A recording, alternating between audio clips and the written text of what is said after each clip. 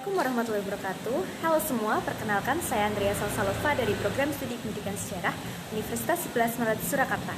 Di sini saya akan mempresentasikan mengenai rencana pelaksanaan pembelajaran sejarah di SMA Negeri 7 Surakarta.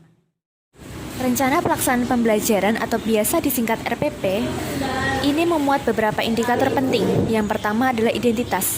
Dalam identitas, kita wajib mencantumkan satuan pendidikan, mata pelajaran, kelas dan semester, tahun ajaran, materi pokok, serta alokasi waktu yang dibutuhkan ketika melaksanakan pembelajaran. Kemudian, indikator selanjutnya adalah kompetensi inti yang memuat aspek sikap, keterampilan, dan pengetahuan. Terdapat 4 kompetensi inti yang wajib dimiliki dalam RPP. Setelah kompetensi inti, terdapat pula kompetensi dasar dan indikator pencapaian kompetensi atau IPK. Kompetensi dasar ini juga diambil dari silabus berdasarkan mata pelajaran dan materi yang akan dilaksanakan selama proses pembelajaran. Sedangkan IPK merupakan rancangan pembelajaran yang ingin dilaksanakan oleh guru dengan memberikan kreativitas guru di dalamnya. Indikator penting selanjutnya adalah tujuan pembelajaran, di mana pembelajaran dengan materi dampak penjajahan bangsa Barat di Indonesia ini diharapkan dapat meningkatkan kemampuan siswa dalam memahami, mencari materi, berdiskusi, dan menganalisis materi yang telah diberikan dengan baik. Selanjutnya, terdapat materi pembelajaran yang memuat pengetahuan mengenai dampak penjajahan bangsa Barat di Indonesia dalam berbagai bidang seperti bidang politik, budaya, sosial, ekonomi, dan pendidikan. Materi tersebut yang nantinya akan diajarkan pada proses pembelajaran. Hal penting lainnya yang harus ada dalam RPP adalah pendekatan, metode, dan model pembelajaran. Pendekatan yang saya gunakan kali ini adalah pendekatan saintifik yang tujuannya melatih peserta didik untuk berpikir kritis. Kemudian untuk metode menggunakan diskusi kelompok dan presentasi dengan model pembelajaran Discovery Learning. Discovery Learning merupakan model pembelajaran dengan memberikan stimulus, melatih peserta didik mengidentifikasi masalah, mengumpulkan data, mengolah data, membuktikan, dan menarik kesimpulan. Terdapat pula media pembelajaran seperti LCD, laptop, dan alat-alat lainnya. Kemudian sumber belajar dapat berupa buku pelajaran baik dari online maupun buku cetak. Sedangkan bahan ajar yang digunakan berupa PowerPoint, lembar kerja siswa, artikel, maupun jurnal. Kemudian memasuki tahapan pembelajaran yang memuat pendahuluan, inti, dan penutup. Pada kegiatan pendahuluan, saya mengalokasikan waktu 15 menit, di mana guru memulai dengan memberikan salam, memeriksa presensi peserta didik, melakukan apersepsi untuk menarik perhatian peserta didik pada pembelajaran yang akan dilakukan, serta memberikan motivasi dan acuan mengenai pembelajaran yang akan dilaksanakan, yakni dengan materi dampak penjajahan bangsa Barat di Indonesia. Memasuki kegiatan inti, saya mengalokasikan waktu 60 menit. Kegiatan ini dimulai dengan kegiatan literasi, yakni menyimak, mencari, dan membaca materi terkait dengan penjajahan bangsa Barat di Indonesia. Dilanjutkan dengan tanya jawab untuk melatih siswa berpikir kritis.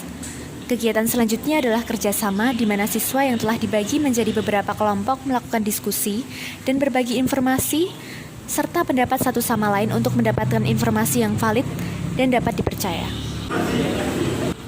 Untuk menutup diskusi, perwakilan kelompok menyampaikan kesimpulan hasil diskusi.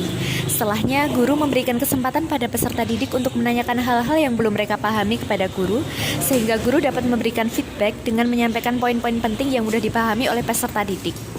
Pembelajaran ini bertujuan untuk melatih peserta didik berperilaku jujur, berani, sopan, dan tangguh mengatasi permasalahan. Kegiatan terakhir dalam tahapan pembelajaran adalah penutup, di mana siswa diminta membuat resume dan diminta mempersiapkan materi untuk pertemuan selanjutnya di rumah. Di sini, guru menyampaikan nilai yang dapat diambil dari pembelajaran yang telah dilaksanakan. Guru juga menilai hasil kerja kelompok siswa. Selain itu, guru juga menyampaikan tema untuk pertemuan selanjutnya dan menutupnya dengan salam dan ucapan terima kasih. Poin penting selanjutnya adalah penilaian, pembelajaran remedial, dan pengayaan, di mana penilaian yang digunakan adalah penilaian otentik untuk menilai sikap dan spiritual dengan observasi, menilai pengetahuan dengan soal urian maupun tanya jawab.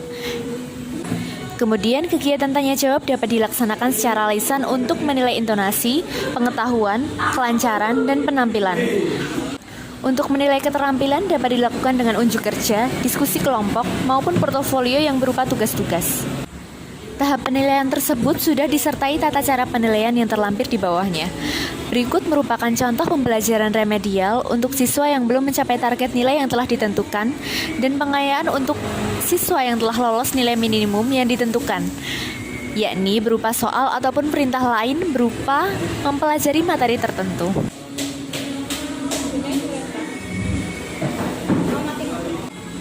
RPP ini ditutup dengan tanda tangan kepala sekolah dan guru mata pelajaran yang mengampu kelas tersebut.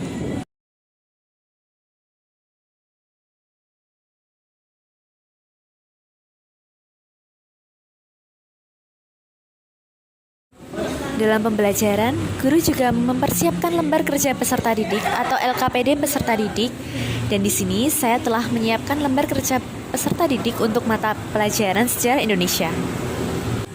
Siswa akan diminta untuk mengisikan nama, kelas, dan nomor absen pada kolom yang telah disediakan. Setelah itu tercantum KD dan IPK. Di sini, KD yang saya pilih adalah menganalisis dampak politik, budaya, sosial, ekonomi, dan pendidikan pada masa penjajahan bangsa Eropa, yakni Portugis, Spanyol, Belanda, dan Inggris, dalam kehidupan bangsa Indonesia di masa kini. Untuk IPK yang pertama adalah menganalisis dampak bidang politik penjajahan bangsa Eropa dalam kehidupan bangsa Indonesia. Yang kedua adalah menganalisis dampak bidang budaya penjajahan bangsa Eropa dalam kehidupan bangsa Indonesia. Yang ketiga adalah menganalisis dampak bidang sosial penjajahan bangsa Eropa dalam kehidupan bangsa Indonesia. Yang keempat, menganalisis dampak bidang ekonomi penjajahan bangsa Eropa dalam kehidupan bangsa Indonesia. Dan yang terakhir adalah menganalisis dampak bidang pendidikan penjajahan bangsa Eropa dalam kehidupan bangsa Indonesia. Setelah membaca KD dan IPK, kemudian siswa dapat membaca soal yang telah dipersiapkan oleh guru. Di sini saya memberikan 5 contoh soal sesuai dengan IPK yang telah saya buat. Yang pertama adalah sebut dan jelaskan dampak negatif dari penjajahan bangsa Belanda di Indonesia pada bidang politik. Yang kedua adalah sebut dan jelaskan pengaruh kedatangan bangsa Portugis di Indonesia pada bidang budaya yang masih ada hingga saat ini.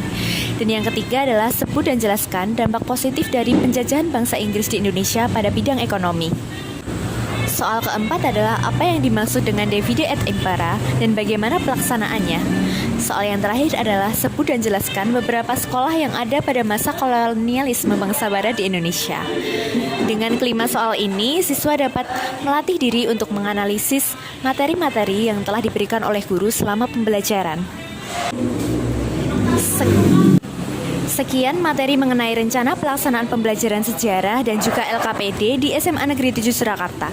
Semoga dapat bermanfaat bagi kita semua. Terima kasih. Wassalamualaikum warahmatullahi wabarakatuh.